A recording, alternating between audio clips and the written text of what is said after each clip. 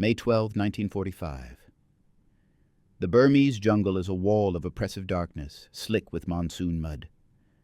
Crouched in a forward trench, 3 Gurkha riflemen listen. They don't need to see. They can hear them. In the undergrowth, the sounds of at least 200 Japanese soldiers creeping surrounding their post. These 3 men are alone, 100 yards ahead of the main British line. But this tiny, muddy hole is more than just a trench. It is the linchpin of the entire defensive perimeter. If this single post falls, the Japanese will roll up the flank and slaughter 2 full companies. The odds aren't just bad, they are impossible.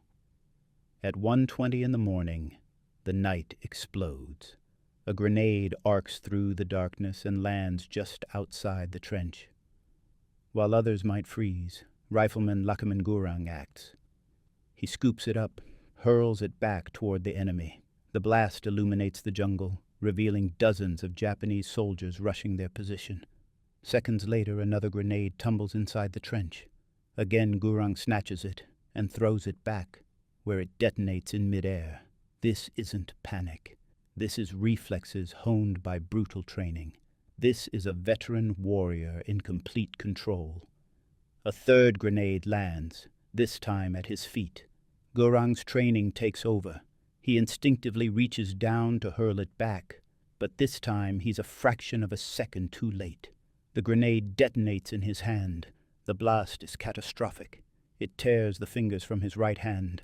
White-hot shrapnel rips into his face, permanently destroying his right eye. Burns sear his arm, chest, and legs. In that same blinding flash, his 2 comrades are badly wounded. He is half blind, bleeding, and disarmed. Just as 200 Japanese soldiers begin their charge. The position was lost. His comrades were incapacitated, and he was bleeding, half blind, and missing most of his right hand. 200 enemy soldiers were charging straight at them. By every rule of warfare, any rational soldier would surrender or die. The battle should have been over in seconds. But Lachhiman Gurung had other plans. He ignored the catastrophic wounds. He ignored the impossibility of his situation. He grabbed his rifle with his 1 remaining left hand and started killing. For the next 4 hours, Lachhiman Gurung held that trench alone, one-handed, stopping an assault by 200 men. But this video isn't just about those 4 hours. This is the untold story of how such an act was possible. To understand how a man so catastrophically wounded could refuse to die, you must first understand where he came from. You must understand the iron-willed code, the legendary reputation, and the sacred identity of the warriors known as the Gurkhas. Before we return to that night of hell, we must first go back to the beginning. Lachhiman Gurung was born in December 1917 in a tiny village in the hills of Nepal. His family was poor, his father farming a small plot of land that was barely enough to feed them. Life in the Nepalese mountains was defined by this inescapable poverty, relentless hard work, and a near-total lack of opportunity. For young men like Gurung, the future offered only 2 paths. The first was a life of subsistence farming, just like their fathers. The second was to escape, to join the British Indian Army and become one of the legendary soldiers known simply as the Gurkhas. The Gurkhas were not just any soldiers. They were the legendary infantry recruited from Nepal, serving Britain since 1815. Across the British Empire, their reputation terrified enemies. German soldiers in both world wars learned to dread facing them. Imperial Japanese troops in Burma shared that fear. Gurkhas were known for their unflinching discipline, their fearless aggression, and their mastery of the iconic curved kukri knife, a devastating weapon that every Gurkha carried and knew how to use with lethal effect. British commanders valued them above almost any other infantry. They lived and fought by a simple, terrifyingly absolute motto: better to die than be a coward. This wasn't just a slogan. It was the core of their identity. Gurung grew up hearing stories of Gurkha heroes. The army was his escape from a life of farming. But to be accepted, he had to pass a brutal selection process, and one rule was absolute. Recruits had to be a minimum of 5 feet tall. Lachhiman Gurung stood 4 feet, 11 inches. Under normal circumstances, he would have been rejected immediately. But circumstances in 1940 were not normal. With World War II expanding and Germany controlling Europe, Britain desperately needed soldiers. When Gurung walked into the recruitment station, the height requirements were quietly relaxed. The 1-inch gap that should have barred him disappeared. The underdog was in. By 1944, Gurung's battalion was deployed to Burma and into one of the most brutal theaters of World War II. This wasn't just a war of bullets. It was a war against the environment itself. Soldiers fought through dense, suffocating jungle, relentless monsoon rains, and diseases like malaria and dysentery that killed as many men as combat. And in this hellscape waited the enemy, the Imperial Japanese Army. They had conquered most of Southeast Asia and showed absolutely no mercy to enemies or prisoners. Japanese soldiers were under direct orders to fight to the death. They expected their opponents to do the same. For them, surrender was disgrace. Capture meant torture. These weren't just soldiers. They were fanatical, battle-hardened, and would rather die than retreat. Which brings us back to that muddy trench on May 12, 1945. Gurung's battalion had been ordered to block the Japanese withdrawal routes. His section was assigned to the most forward post, a single trench, 100 yards ahead of the main British line. This wasn't a position meant to be held. It was a tripwire. Their job was simple and suicidal. Provide early warning and slow down any Japanese attack just long enough for the main company to react. It was, by design, the most dangerous position in the entire perimeter. They would be the first to be hit, the hardest to reinforce, and the most likely to be overrun. Even before the first grenade fell, they were never expected to survive. From his trench just yards behind, Gurung's section commander, Naik Debasingh Buddha, watched the assault begin. He saw the first grenade land near Gurung's post. He watched Gurung scoop it up and hurl it back.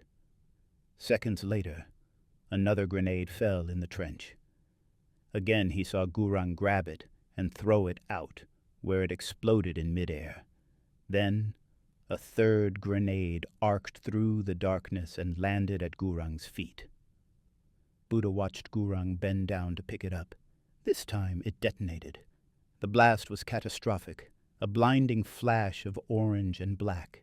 It tore Gurung's right hand apart, mangling bone and flesh. Shrapnel ripped through his face, destroying his right eye. The explosion was so powerful it wounded the other 2 men in the trench, taking all 3 defenders out of the fight. The Japanese soldiers surged forward, screaming, expecting to overrun a trench of dead or dying defenders. What they found instead was something impossible. Lachhiman Gurung grabbed his rifle with his left hand. This alone should have been a futile gesture. His Lee Enfield rifle weighed 9 pounds and was designed exclusively to be fired right-handed. The bolt action, the mechanism required to eject a spent cartridge and chamber a new round, was built for the right hand to operate. Gurung's right hand was a mangled ruin of blood and bone, so he improvised. He braced the rifle against his left hip. He aimed with his one remaining eye. He fired. Then, in an agonizing, clumsy, and excruciating motion, he would have had to work the bolt with that same left hand, chambering another round. He had to learn this in real time, under fire, while half blind and bleeding out. And he didn't just fire. He started hitting them, rapidly, accurately, killing the lead attackers as they charged. The The Japanese soldiers expected to find a mopping-up action. They expected screams of pain or the silence of death. Instead, they heard something else entirely. From that forward trench, a voice erupted, screaming in Gurkhali. It wasn't a cry for help. It was a challenge. Lachhiman Gurung was screaming at them, daring them, taunting them to come and fight a Gurkha. The sheer shock of it stopped the Japanese advance cold. This was incomprehensible. The man in that trench should have been dead. Instead, he was fighting back with lethal accuracy, and he was challenging them. Confusion rippled through their ranks. In their eyes, this wasn't just a wounded soldier. This was a demon, a one-eyed warrior who simply refused to die. That defiance, that roar from a man who should have been silent, sowed a terror that bullets alone could not. The next 4 hours became a cycle of sheer, unbelievable endurance. The Shin battle was no longer a single charge. It was a relentless, grinding siege. The Japanese tried rushing the position again and again. Each time, Gurung shot them down. The dead piled up so thick in front of his trench that the bodies of the fallen became a physical obstacle for the living. They changed tactics, trying to flank the trench. Gurung, despite his one eye and agonizing pain, shifted his fire, covering every angle. More grenades fell into and around his post. His right hand was useless. He couldn't throw them back anymore. He had no choice but to press himself against the trench wall, let the explosions wash over him, take more shrapnel, more burns. And then he would simply re-shoulder his rifle and keep firing. He just wouldn't stop. As the first hint of gray light touched the sky, the Japanese, in a final act of desperation, gathered their remaining strength. They needed to break through before daylight exposed them to aircraft and artillery. They charged one last time, screaming, firing everything they had, determined to finally overwhelm the single wounded defender.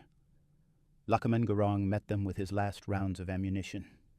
He fired, worked the bolt, fired again, until his rifle was empty. This was the end. He had no more bullets. But he was a Gurkha. He didn't retreat. He didn't surrender.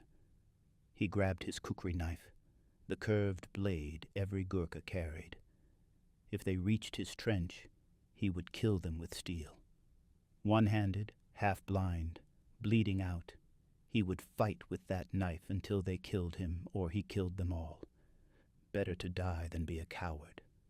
This was that moment. But the Japanese never reached his trench. That final, desperate charge broke. The survivors faltered, turned, and melted back into the jungle, retreating as the sun began to rise. The attack was over. As the light filtered through the trees, Gurung's comrades rushed forward to that isolated post, fully expecting to find him dead. No one could have survived that night, but Lachhiman Gurung was alive. They found him sitting upright in the trench, surrounded by empty shell casings, his rifle across his lap. His right hand was destroyed, his right eye gone, but he was conscious. His one remaining eye was still watching the jungle, still ready for the next attack. While Gurung was being evacuated, his comrades began the grim task of clearing the battlefield. What they found around his tiny trench was simply astonishing. 31 dead Japanese soldiers lay in the mud in front of his post. 31 confirmed kills. All of them put there by one man with one hand in 4 hours of darkness. Gurung himself was rushed to a field hospital. Surgeons saved his life, but the cost was catastrophic. His right hand had to be amputated. His right eye was gone forever. The recommendation for the Victoria Cross, the highest possible decoration for valor, was immediate. His official citation, published in the London Gazette, cemented the Aishin unbelievable facts. It read, in part, "The rifleman, now alone and disregarding his wounds, loaded and fired his rifle with his left hand for 4 hours. Afterwards, there were 31 dead Japanese around his position, which he had killed with only one arm. The impossible story was now an official, undeniable record. Lachhiman Gurung returned to Nepal, not as the boy who left, but as a hero missing an eye and a hand, carrying the Victoria Cross. Life after the war was difficult. He couldn't farm effectively with his one remaining hand and struggled financially for years. But in his homeland, he was revered. He was a living legend, a symbol of Gurkha courage. His story endures for one simple reason. Lachhiman Gurung was not superhuman. He was a 4'11" man from a poor farming village. What he possessed was not invulnerability, but something far stronger, the absolute refusal to quit, even when quitting would have been justified. 200 soldiers were stopped that night, not by a demigod, but by one wounded man who simply would not quit. If this story of incredible courage moved you, we'd be honored if you'd like this video. Stories like these take days of research to bring to light, and your support helps us uncover more forgotten heroes. Subscribe and turn on notifications so you never miss another unbelievable true story from the greatest generation. And finally, we want to hear from you. Tell us in the comments below. Did you have a father or grandfather who served in the war? Have you heard similar stories of soldiers fighting against impossible odds? Share your family stories and your thoughts below. Thank you for watching, and thank you for remembering.